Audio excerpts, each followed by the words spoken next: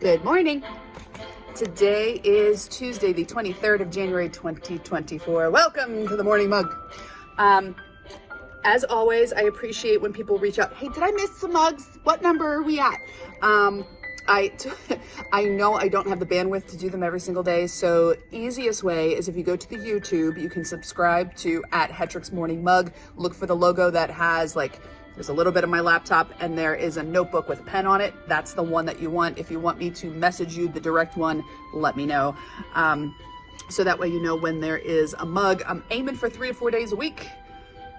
I would love to be able to say Monday, Wednesdays, Fridays, and Sundays you get the mug, but life is just all over the place, right?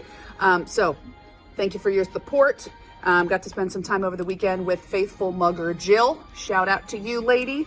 And just getting to talk to people about the randomness of the mug and that they enjoy it.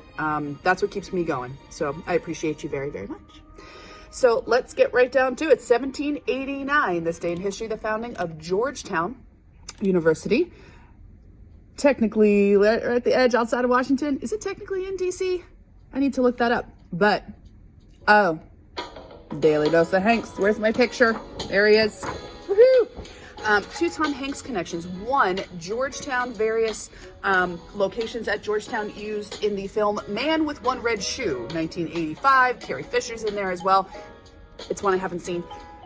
I know I'm hardcore Tom, but that doesn't mean that I know every single thing about him or his shoe size or every single film that he has been in. That's okay. Also, a connection to Bridge of Spies. I did not get a chance to do all of the reading, but the historical story connected to Bridge of Spies, a number of the parties involved or their kids were from Georgetown University. So I'm going to read it first, and then if it's applicable here, I will post that link in the description for you in case you are interested. Some other stuff going on today. 1849, Elizabeth Blackwell, the first female to earn a medical degree in the U.S. Girl, way to go. 1849. Happy birthday today, John Hancock, born 1737. Please don't get him confused with the actor John Hancock, who starred with Tom Hanks in Bonfire of the Vanities, 1990. Different John Hancock. We're talking John Hancock from Massachusetts, signer of the Declaration of Independence, the president of the Second Continental Congress. And that's something that's, I wouldn't say it's in our vernacular anymore because not as many people use it, but hey, give me your John Hancock, please, meaning this big signature. So he was the first one to sign the Declaration of Independence, and think about it, it's the ultimate breakup letter. It's a colony saying, we're out. That took guts. I mean, that was in itself a treasonous act. So way to go, John Hancock.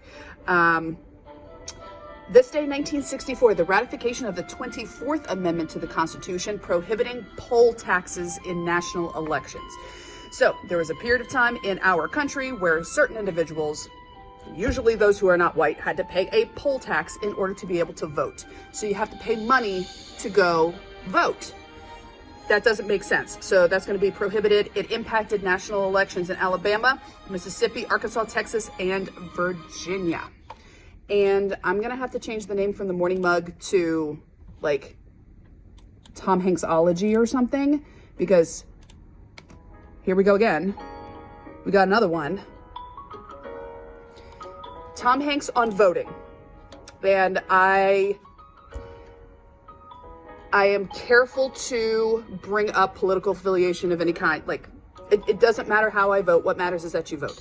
And I found this quote from Tom that I'm like, yes. Tom Hanks quote, I've worked with people who are much further to the left than I am and much further to the right than I am. At the end of the day, who gives a good for you? This is America. Vote your conscience. Yes, exactly. You vote based on the issues that are important to you. What is important to me is that you go to the polls. And there should not be a tax in order for you to be able to exercise that right. I got all worked up. Hold on. Thank you, Tom, for that. Thank you. Ooh, gotta pause that. Play that. Okay. Ooh, this day, 1997. Ah! Wrong button. This day, 1997, Madeleine Albright sworn in as the first female Secretary of State. Okay. There's going to be an episode that I just play this song the whole darn time because it's the one that applies the most. Hold on. I have like my phone propped up on my... Why are you freezing? There we go. There we go. Okay. What's this, number 4? Yep, got another one. I found a poll in 2013 Reader's Digest, the list of the 100 most trustworthy people, like celebrities, most trustworthy. Number 1 on that list, Tom Hanks, number one. But a very good ranking, number 23, Madeleine Albright. The highest non-Hollywood person on that list was at number 5, Maya Angelou. Happy birthday today, 1832, Edouard Manet. So French Impressionist painter. Please don't get Manet, M-A-N-E-T, confused with Monet. Manet, you're more likely to see people. More likely big contrasts, like, okay, so you see the shadow and the ridges from my hat. Look at that. Oh my God. Anyway, so light shadow, lots of that in Manet. Monet, that's going to be your landscapes and your seascapes. Maybe you're familiar with the Japanese footbridge image. So just do a little Google. And when I think of Monet, I think of Clueless. Like, oh, he's such a Monet. Meaning from far away, it looks okay, but up front, he's a big old mess. Big brush strokes and that kind of thing. But that's Monet, not Manet, whose birthday is today. Born this day, 1951. Oh my gosh. Why do I do this to myself? I write these things down before I find my Tommy connections. I just wanted to say that. Another one waiting for the music to cue up here. Happy birthday. Born 1951, Chelsea Sullenberger, AKA Sully. So we've talked about Tom Hanks in the film Sully. So happy to you, sir. And another birthday today, someone you may not be familiar with, but I know my dad is, Django Reinhardt. Happy birthday, Django. So he is Romani.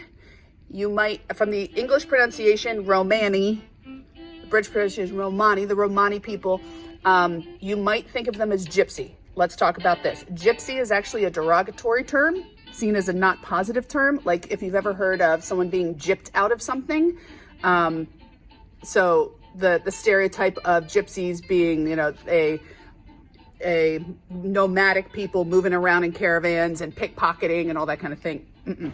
So try to avoid the term gypsy, try to avoid the term gypped, getting gypped out of something. But the Romani people, Django Reinhardt, born 1910. In 1928, there was a fire that left some injury to his 4th and 5th finger. So that's his ring finger and his pinky finger of his left hand. Very important for guitarists. But he made it work to the best of his ability, playing later in a quartet with Stefan Grappelli, the violin player. So I'm going to put a whole bunch of his music in. And I was thinking Django. Most people haven't heard of Django. So I was like, they may have heard of Django Unchained, the Quentin Tarantino film. So I did a little bit of this, right? And finding out that Django in the Romani language means I awake. Hence the name of today's episode, I awake. I try to awake with this. I try to awake with music. Those who are watching this in the morning, even if it's a couple days later, I hope that it like gets those synapses firing, that you are awake and present and ready for whatever life is going to throw your way. So, bell's gonna ring here shortly. I'm not used to having students here first period. My planning period changed, so I am still trying to awake so I can awaken them. We can learn something today.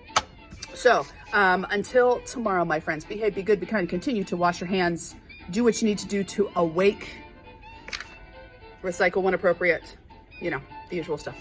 Later. Bye.